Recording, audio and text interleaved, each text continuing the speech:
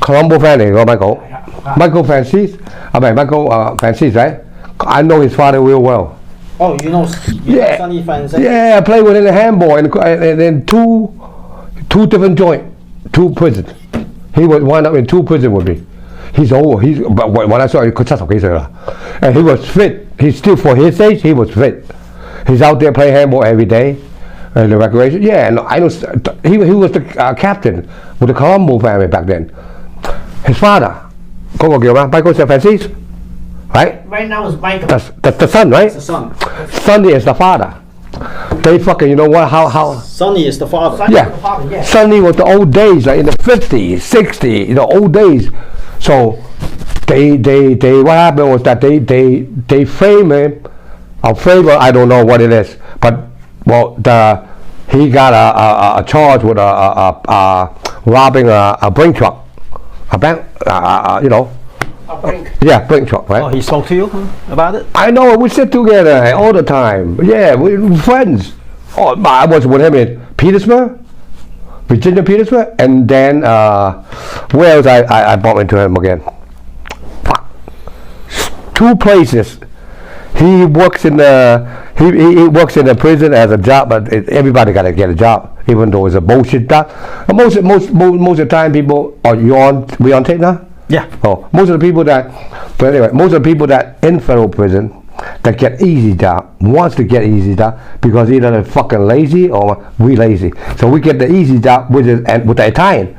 Like you go there, sign up, 15 minutes, and then you get released for the day. But everybody that is a convicted felon in federal prison, you have to get a job. I believe in state too, but I don't know about state.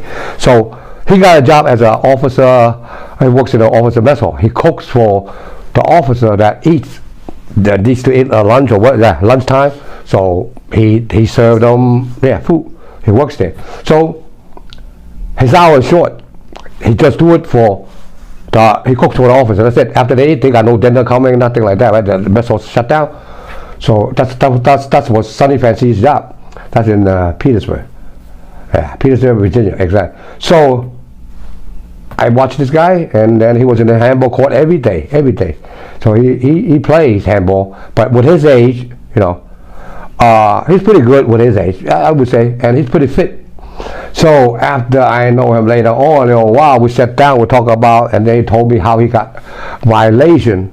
He went out with a brink truck case, right? After he did, I forgot how many years it was, 15, 18, I don't know, I forgot now. So he went home. After he went home, we got parole. He got parole back then. So they violated him. The parole board gave him 8 years, no new charge. So whatever he was carrying on the back, the parole commission, the parole board, has the power. They don't need a judge to give you that time, day for day. You got to do the fucking day. So he was working there, and then he told me how he got violated the second time. And he still do, now we talk about 80, almost 90, he's doing the 60. The time, still doing the 60 time. So he said, what? He said, I walk in this diner, right, a restaurant. One of the guys that I know from before, good friend, we shook hands. They tell him or whatever, it happened they took a picture that he shook hands with another a criminal organization or another guy that convicted with a felon, right? Which when you under parole restriction, you cannot associate anybody has a record before. That's out. That's number one. Okay, you cannot. It depends if your charges like his charges, where he carry on his shoulder. He's a captain of the. Back then, it was a captain of the Colombo family. So he's not even supposed to do anything related with the mob guy, right? So now here you go. He came home. He shook hands. That handshake cost him 8 years. I say shit. When I talk to no, Cassandra, you must be kidding me, man. There's something you must not tell him. But he said that's the way it is. They violated me. They brought me back. So actually, I met during my time. See, my cases was the end of '84 October, if I remember correctly. I'm pretty sure. So at that time, I met all the 5 family, and they actually they indicted all because Reagan at that time had a war on organized crime. They had a Senate committee about organized crime. They subpoena anybody that if they think organized crime, and actually they gave it, if you appear in the Senate and they give you immunity, you could tell them, like Samuel the Bull, I killed 26 people, and there's nothing they could do to you. Like, they give you immunity. They can't charge you any one of them. So they had a Senate committee. Reagan was on organized crime. Here's a big thing. Like, war on organized crime. Think about that. War on Vietnam. Yeah, but here is, no, we're not just breaking up the order. We are at war with order. So they send they put subpoena out all over the United States that they collect, the federal government collect all the resources from for any government agency, even like with the state, and they want to know about this guy. They gave them all the information that they could have accumulated. Now, but they still want to know more, so they subpoena. Just say, I know Vincent Chu the watching. They subpoena him while they was trying to like break all the organized crime. They don't care what color you are. Now, Hell's Angel was indicted when I was in there. So Colombo family was indicted, the whole crew. Who was that? United Bamboo was after us, right? Taiwanese gang. United Bamboo is very popular in Taiwan, but not here. So their case, some of them I know. So, but anyway, so now, at that time I was with Gotti and the ballpen. That's his first case. So Gotti and the pizza case, right? The pizza, start with the Sicilian case. They was on trial. That time when they arrested me, if you anybody or somebody, you in there already. Hell's Angel crew, they was in there. What else? The only thing I don't see is organized crew as the blacks. And that time, Spanish, no, I have not heard of Rico cases on them. But besides that, so black people, when I was young, you heard about Black Panthers and stuff like that. They carry AK-47, all that bullshit, right? So, Petty Hearst, when she robbed the banks and all that, those days was big name that with the black people. Don't mess with them. But I never heard anything that they really big together. So, but anyway, I got to tell you a story. I met Nicky Barnes, the biggest drug dealer in New York City at that time, right? They put him just like Gotti, the untouchable. So now, that day, Carter supposed to attend the uptown, the meeting, the union, what did they call it? All over the world leader? United Nations. Yeah, United Nations, right? He's supposed to arrive here. His picture supposed to be at the front page, but no, it was Nicky Barnes, untouchable. Nicky Barnes was so big and so strange. And when I had a state case, and I was waiting my name to be called, and I saw Nicky Barnes personally, and I didn't know who he was. I asked my lawyer. I said, "Who's this fucking guy? Wow, look at him! Like the way he walked in." He had a lynx coat, a mink lynx, right? The lynx coat. It was winter time. He has a hat. We call them Superfly hat with a feather, right? Okay. So, yeah, he wear a big coat, and then but I didn't know who it was. And there's another guy with him, right? Just really, you could see his expensive stuff. But then I was young, at 16. That's the case. So I was waiting my name to be called. Then I asked my lawyer, Gotland was our lawyer back then. I said, who's this guy? Oh, he's the biggest drug dealer. His name is Nicky Barnes. They arrested him because he tried to buy a trooper or a police officer, a highway trooper. He opened the trunk, just take it away.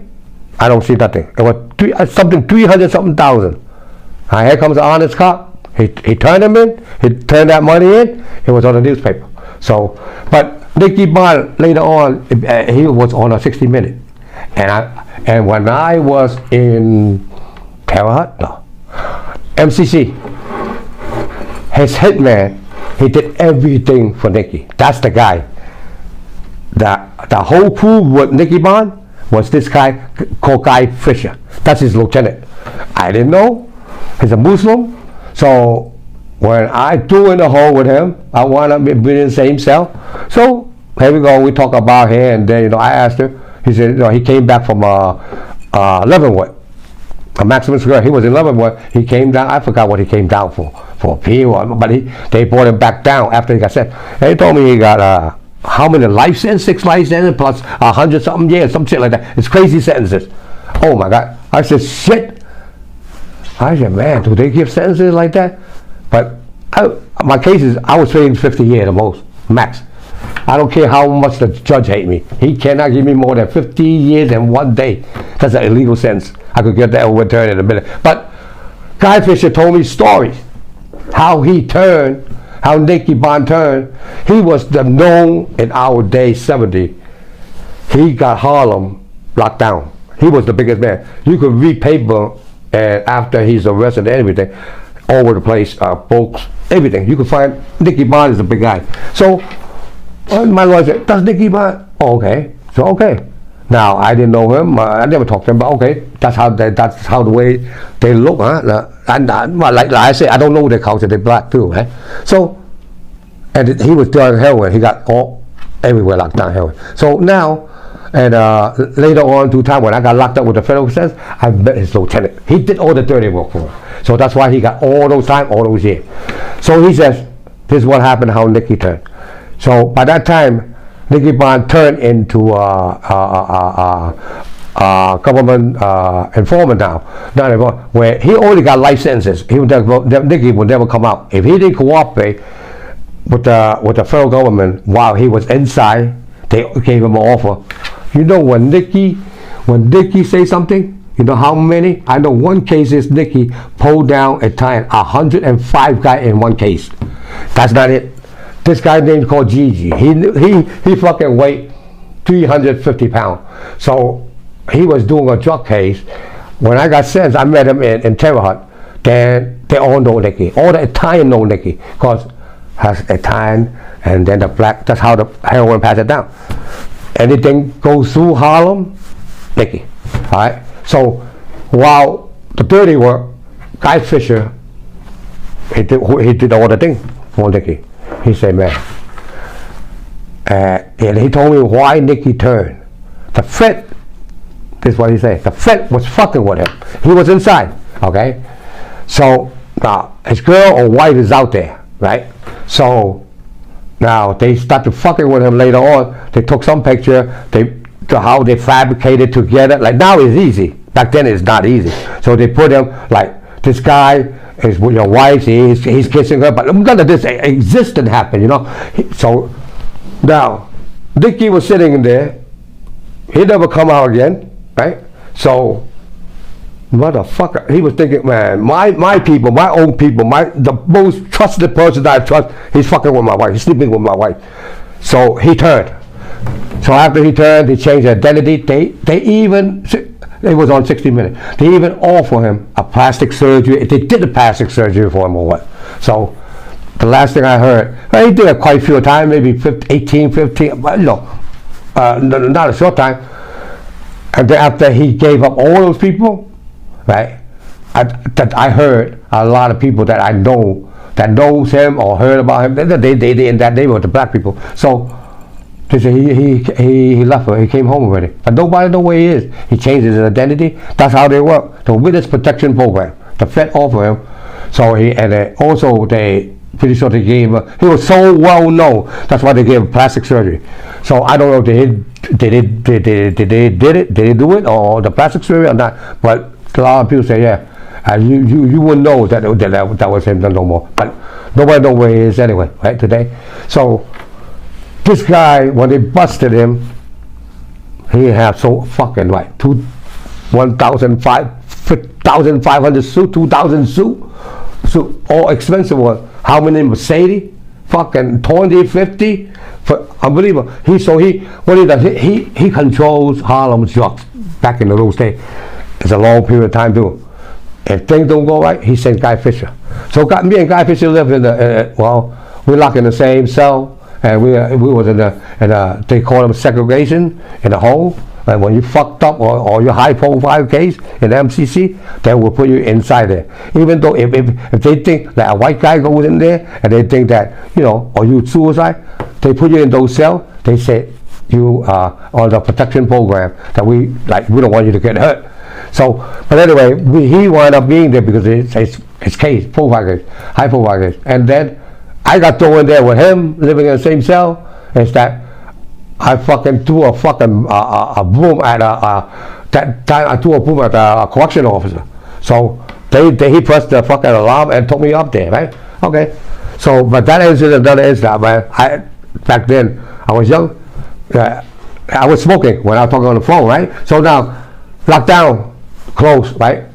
Everything shut down now. So I'm thinking 11 or 10. So okay, I was talking on the payphone. Those days you got put call in there. So they didn't shut the phone. Usually they click the phone when the time is up at 10 o'clock, automatically shut you off. So I was talking to shit. Then the officer turned around. He locked all the doors already, even my door, all the tear. Nobody was outside already. So I tell shit, and then stay right there. So I say on the phone, right? Hang up the phone, stay right there. So I was smoking. So those days you could smoke everywhere, anywhere. So now, when he says, go back to your cell, right? I thought he's gonna tell me to go back. So I dump it on the floor and step on it, right? Step on the cigarettes, or you know, and try to go to my room. He told me that no, stay right there, and we were black over there. And he's a rookie. He just got in the maybe 1 year, less than a year. He's a rookie, correctional. So now I got the mentality. They just arrested me, put it there. I'm here, fucking fired up with a young, you know, fucking. I mean, I'm very active guy. So now, he told me, okay. He brought me the broom, sweep that here, right? Okay, fine. I take the cigarette, no problem. I swept that here. Then after I swept that here, no chin. You gonna sweep all the tear, motherfucker? You swept. He was down there on the main floor. I was on the upper floor. There was 3 tears. So every 3, 6, 9, something like that. In the MCC, tears like that, right? So I threw the fucking thing at him. I said, "You go fucking sweep. I'm not gonna sweep nothing. Fuck, right?" First of all, the way I looked at it back then, I was young. No, man, I blow up just like that. And okay, I understand. You tell me to sweep. Yeah, I fucked up. Well, I paid for it. So I swept, you know, not just my butt, the whole tear. But now he's thinking about it. He's all tear. Now, like, listen, he just, you know, he's a rookie. He just want to say, like, I'm the fucking boss. Okay, fine. So I do the fucking, a big fucking, there was a move, do it at him. I said, motherfucker, you swept. I'm not swimming nothing. So locked me up. Then he pressed the emergency bell. You know, everybody ran up. MCC 7th floor. Took me up there. I wound up with Guy Fisher. I didn't know it was Guy Fisher. I didn't know until later on. I said, this guy is really one of those, I mean, how you say it? A really good soldier. You know what I'm saying? There's another word saying. So he worked for Nicky Barnes. He says, you know what? So he told me the story. Actually, Nicky, at the very beginning, he refused to testify. He took the trial and lost. He got life. Okay? And I told you back then, there's only one thing in federal system, a charge would carry life. He got a kingpin life. Where 848, section 848, that charge is that they got to prove 5 other people under you. That's the only charge in federal system. When you get convicted, when the judge gives you a life sentence, you will never come out. So that's the only one. Anything, there's parole board. Anything above 30 years, just like me, when I get sentences, we're on the same law with it, it's a grandfather. A life, we see parole board in 10 years. 165 years, you see parole board in 10 years. If you want, you can request it. Me, I could see in 10 years. So it made no difference to me when I was thinking back then, I was saying 50 years, right? 30, 35, 40, 40, it's the same. One side, the judge is going to give me 30. It don't matter, 35, 40, 45, right? So now, but if I do, now I come to think about, if I'm going to do day for day, they make me for that 50 years. Day for day, then it makes a difference. But like Eddie Vendini, he's with the Paul Cassano cases. the chop stop cases. He got sentenced 165 years. The judge every count 10 year, 10 year, 10 year, 1 day consecutive. Gave him 165 years consecutive. So he went home before me. We went in about the same time. Castellano case, Gotti case, right?